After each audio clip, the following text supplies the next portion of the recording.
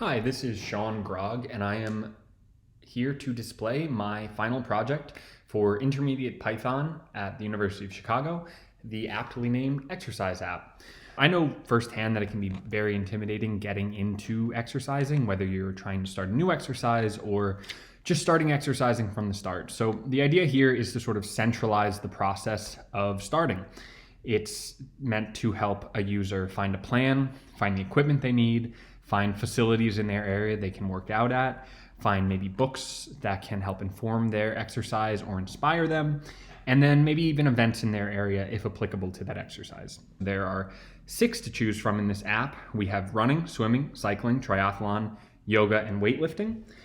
Of course, in an ideal world, I would be employing personal trainers, dietitians, a whole gamut of people to have this as a self-contained app where everything is original and on site. That is not the case, so this app relies mostly on information and plans that are already on the internet, and we kick out to those plans where appropriate, as you'll see. So I'm going to mostly just go through the running page as it's pretty emblematic of the overall structure of all the exercises. And then I'll quickly hone in on yoga and or weightlifting if we have time, as those are slightly different from what I'll call the distance exercise categories, which are running, swimming, cycling, and triathlon. So when you start the app, you end up on this landing page. You can put in anything for a name, which will come up later as it's displayed a few times. And then we have specific categories that you can choose for most of the other attributes that will be affecting our searches later on. And then the 5-digit zip code is restricted by string length and character type so that we don't have to do a bunch of error checking later on. So to get started, let's use 60615, which is the local zip code for the University of Chicago. I'll put in my information and we'll get going. So the first thing that will happen after you hit submit, regardless of the exercise you choose, is you'll be brought to this additional information page. That first page has all the information that's applicable to all exercises, but then each individual exercise, of course, has its own goals and styles that you can choose from. So here we have a relatively comprehensive list of all of the goals that a new runner could have, anywhere from a starter who's just trying to learn to run a mile to a crazy person who wants to run an ultra marathon. And that will affect the types of events that are returned to you as well as your training plan. So for example, if we were to choose a 5K, we're returned a 5K training plan from the Mayo Clinic. And if you click this button, it brings you to that training plan. Whereas had we chosen marathon, we're given a marathon training plan courtesy of Runner's World, and that brings you to that one. So that is what the training plan functionality is, which is essentially the same for each of the other exercises, give and take a few differences. For example, in the yoga exercise, there are links to videos that people can follow along with certain yoga routines, because it's much easier to do yoga if you can see how it's supposed to be done. Then we have Find Equipment. So Find Equipment has 2 functionalities, especially for running, biking, and triathlon, where we have a web scraping function. So what we do is and we'll see this on the back end, we display the top 5 results for running shoe stores on Yelp, or in the biking example, it's bike shops near me. Cycling example, we also have a Find Spin Studios through Yelp. So we use a lot of web scraping through Yelp, which is a very user-friendly site when it comes to getting curl requests. And then what this does, this is the top 5 results and then a hyperlink to their review page on Yelp, so you can decide if this actually seems appropriate. And as you'll see, this is very close to the zip code we put in. And then we also have these options for online buying, and what this will do is return all the results for running shoes, in this case, for someone who is buying men's size 10.5 running shoes, and that all comes from that initial web form we submit at the top, where I put in gender category of men and size shoe 10.5. And then we also have here Find Books. This is a static page. These books will be the ones that are appearing regardless of the distance chosen. It's just standard running books for both information and, in this case, inspiration. And then lastly, we have Find Events. So Find Events will not be in All of the exercises, for example, there's no find events for weightlifting, as I was not sure what those events exactly would be, but many runners like to train for a race. So in this case, again, we chose marathons, and we chose the zip code 60615, and this will kick us out to a site called active.com and display all of the marathons within the given proximity to that zip code coming up over the next few months. So this is essentially how all the exercises work. Specifically, it is how almost all of the distance exercises work. Cycling, triathlon, and swimming all also have a find facilities function, as you need a pool to swim, and spin studios can be helpful in the winter for biking, but as running is typically done outside regardless of the time of year, there's no functionality for that here. I just want to quickly go back through and show what the weightlifting option looks like. So let's do a different zip code so we can see how the results change. And I'll also do some different things here so we can see how that string replacement works. So weightlifting and yoga are similar in their additional page here. Instead of having a distance goal, we'll have a type. So for yoga, that includes vinyasa yoga, hatha yoga, restorative yoga.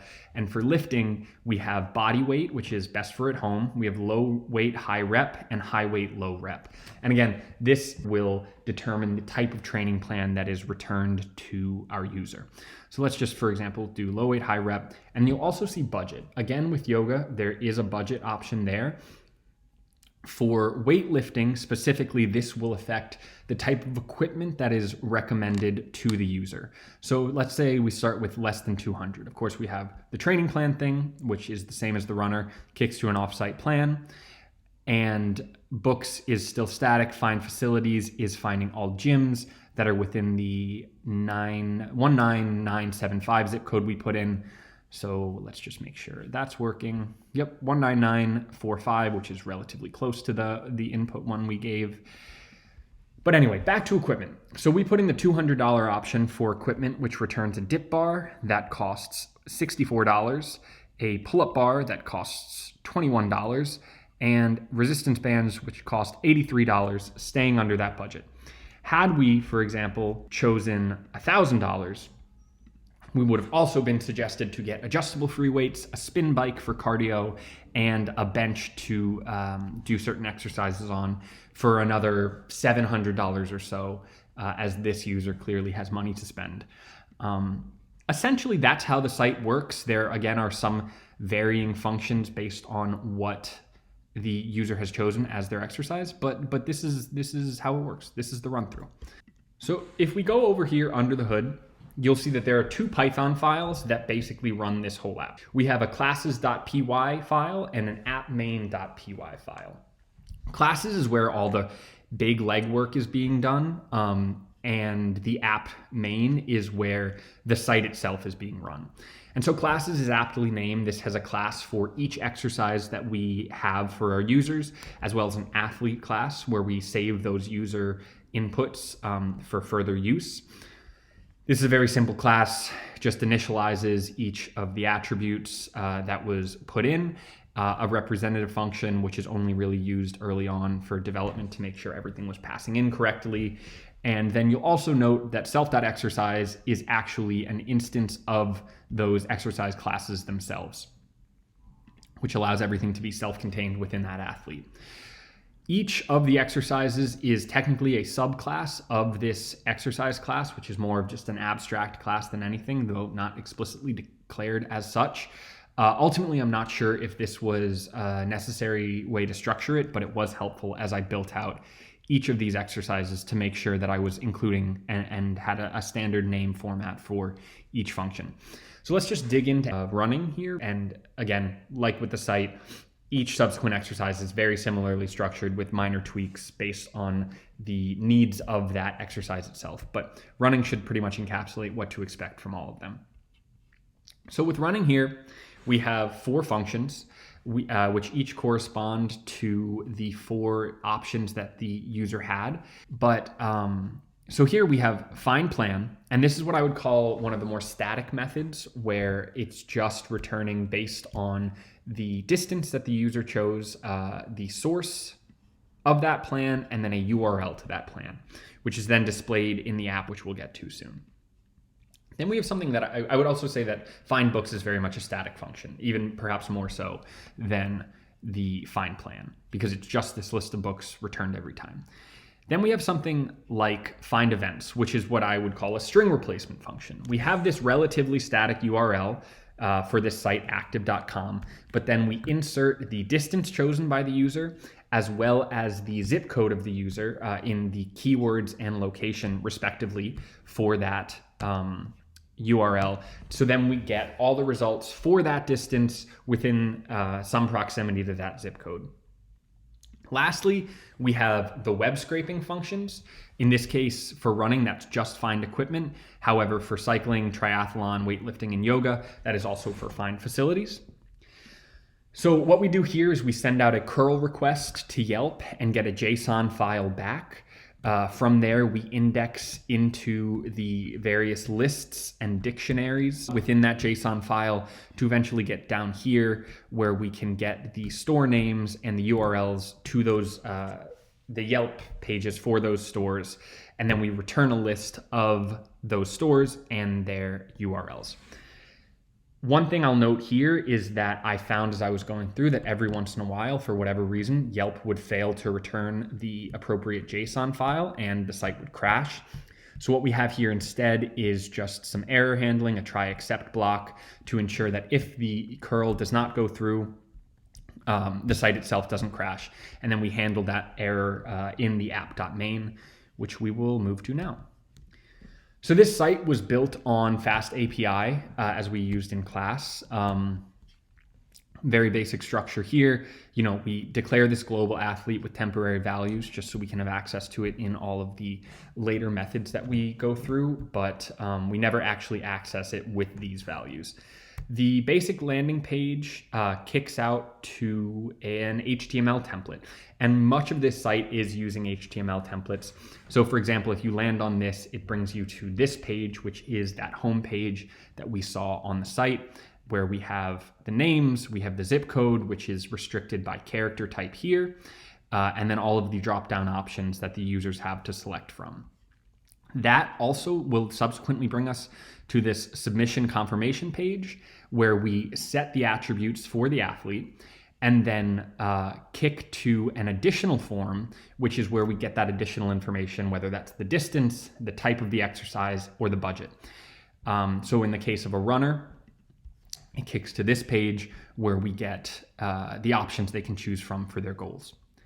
After this, so these are the two main pages that all users will go through, and then we're siloed into URLs based on the exercise they chose.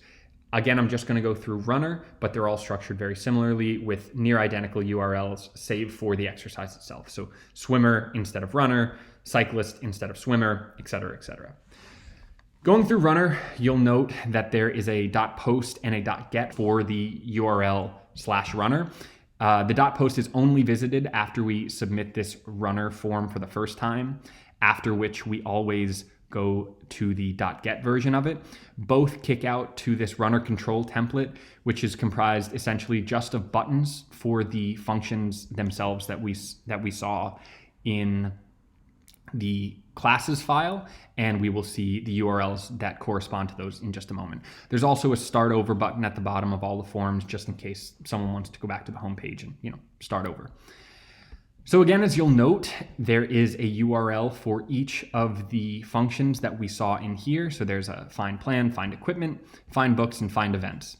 For find plan, we just call that find plan method within exercise class, or the athlete and the exercise class.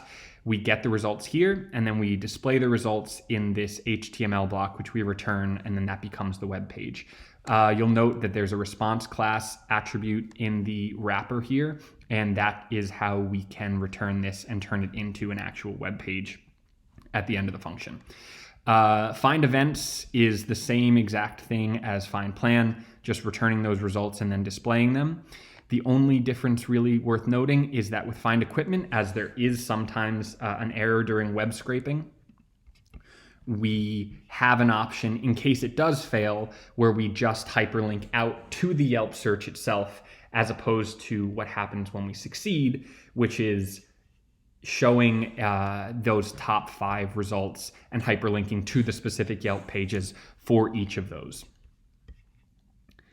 So this is essentially how the site works, how it's built, and how it runs.